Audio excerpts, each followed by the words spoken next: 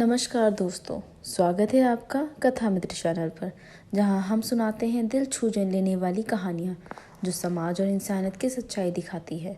आज सीज़न 1 प्रेमचंद्र की अमर कहानियों में हम लेकर आए हैं एक ऐसी रचना जो सिखाती है न्याय का असली मतलब।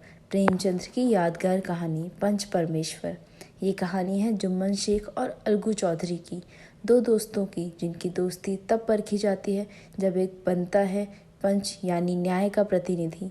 आइए सुनते हैं इस कहानी को, जहाँ सच्चाई दोस्ती से भी बड़ी साबित होती है। पंच परमेश्वर। जुम्मन शेख और अलगू चौधरी बचपन से दोस्त थे।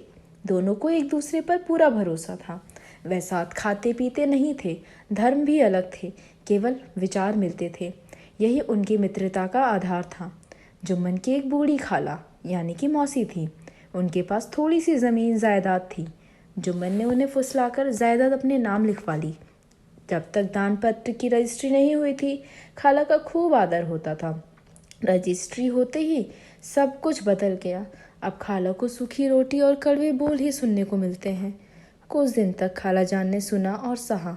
जब और ना सह सकी तो जुम्मन से बोली, बेटा मुझे हर महीने कुछ रुपए दे दिया कर, मैं अलग खा पका लूँगी। जुम्मन ने रुपए देने से मना कर दिया।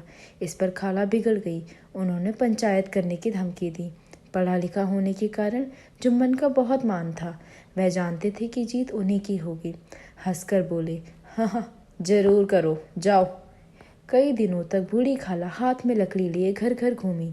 सब लोगों से पंचायत में आने के लिए कहा। किसी ने हाँ करके टाल दिया तो किसी ने उल्टे उन्हें ही गालियाँ दी।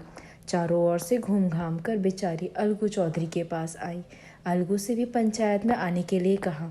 अलगू बोला, हाँ आ तो जाऊंगा, पर मुंह ना खोलूंगा। जुम्मन से मेरी पुरानी दोस्ती जो है, उससे बिगाड़ नहीं कर सकता। इस पर खाला बोली, बेटा क्या बिगाड़ के डर से ईमान की बात ना कहोगे। खाला चली गई, पर अलगू बहुत देर तक यही सोचता रहा। शाम के समय पेड़ के नीचे पंचायत बैठी। खाला ने पंचों को अपना दुख सुनाया और न्याय मांगा। वह पंच का फैसला मानने को तैयार थी। फिर सरपंच बनाने की बारी आई। पूछने पर जुम्मन बोले, खाला जिसे चाहे उसे बनाए, मैं भी पंच का फैसला मानने को तैयार हूँ। तब खाला ने अलगू को सरपंच बनाया। जुम्मन खुश हो गए।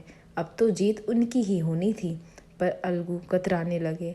तब खाला बोली, बेटा दोस्ती के लिए कोई अपना ईमान नहीं बेचता। पंच ना किसी के दोस्त होते हैं ना दुश्मन। पंच के दिल में खुदा बसता है। उनके मुंह से जो बात निकलती है वह खुदा की तरफ से निकलती है। अलगू चौधरी सरपंच हुए। खाला और जुम्मन अब उनके लिए एक समान थे। अब जुम्मन ने अपनी बात पंचों से कही। खाला की जायदाद से मुझे ज़्यादा फ़ायदा नहीं होता, इसलिए मैं उन्हें हर महीने खर्च नहीं दे सकता। फिर इस तरह की मैं कोई लिखा पढ़ा भी तो नहीं हूँ।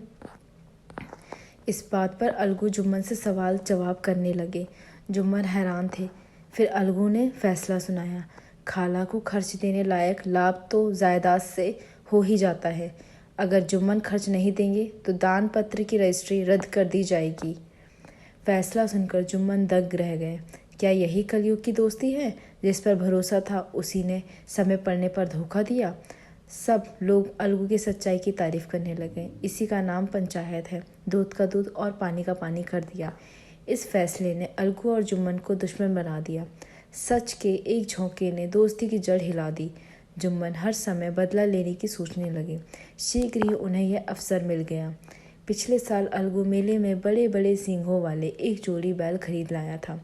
पंचायत के 1 महीने बाद ही एक बैल मर गया। अब एक बैल से क्या होता, सो अलगू ने उसे गांव के बनिए समझू साहू को बेच दिया। साहू ने 150 रुपये में बैल खरीद लिया। 1 महीने बाद दाम चुकाने की बात हुई। समझू साहू गांव से गुड़ घी लादकर मंडी ले जाते थे। फिर मंडी से तेल नमक लाकर गांव में बेचते थे। नया बैल पाया तो दिन में 3-4 चक्कर लगाने लगे।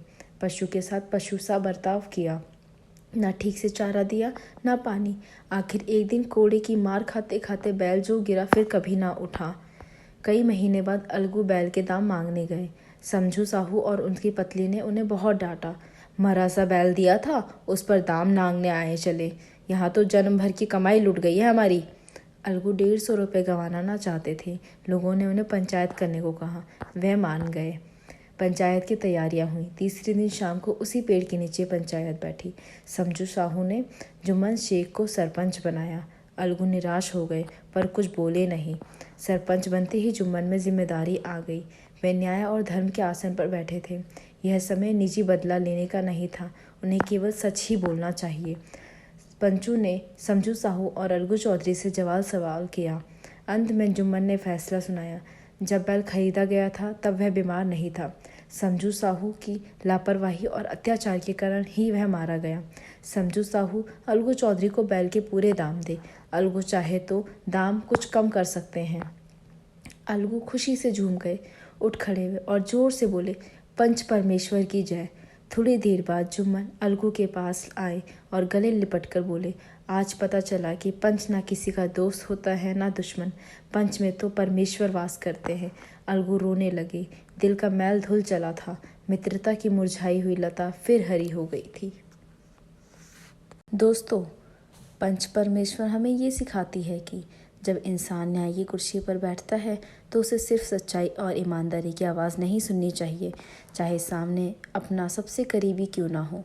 प्रेमचंद्र की ये कहानी हमें याद दिलाती है कि न्याय वही है जो निर्भीक और निष्पक्ष हो। अगर ये कहानी आपको पसंद आई हो तो लाइक करें, शेयर करें और सब्सक्राइब करें कथा मित्र को, क्योंकि सीज़न 1 में ऐसी और भी प्रेरणादायक कहानियाँ आपका इंतज़ार कर रही हैं। मिलते हैं अगली कहानी में, तब तक के लिए नमस्कार और धन्यवाद।